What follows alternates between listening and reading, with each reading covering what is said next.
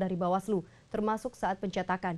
Pada hari pertama proses sortir dan lipat, Bawaslu menemukan ratusan surat suara rusak. Badan Pengawas Pemilu Bawaslu Kabupaten 50 Kota melakukan pengawasan secara ketat terhadap surat suara yang akan digunakan dalam Pilkada tahun 2020 ini.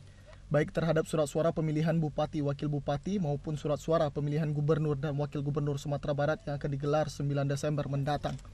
Bawaslu melakukan pengawasan terhadap proses penyortiran dan pelipatan surat suara yang telah dilakukan Komisi Pemilihan Umum sejak beberapa waktu lalu. Dari hasil pengawasan, di hari pertama ditemukan sekitar 126 surat suara untuk pemilihan bupati dan wakil yang rusak.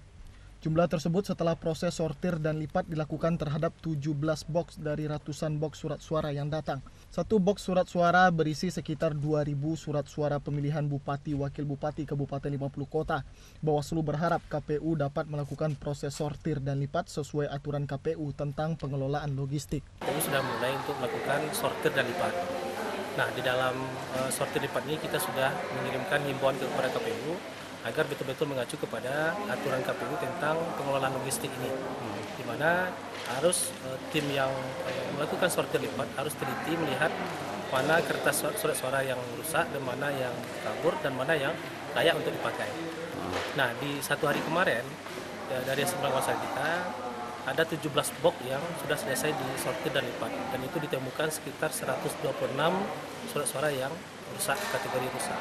Bawaslu juga mengingatkan KPU Kabupaten 50 Kota melalui petugas sortir dan lipat agar berhati-hati dan teliti dalam melakukan proses sortir dan lipat, sehingga jelas mana surat suara yang kabur atau tidak jelas dan mana yang masih layak untuk dipakai.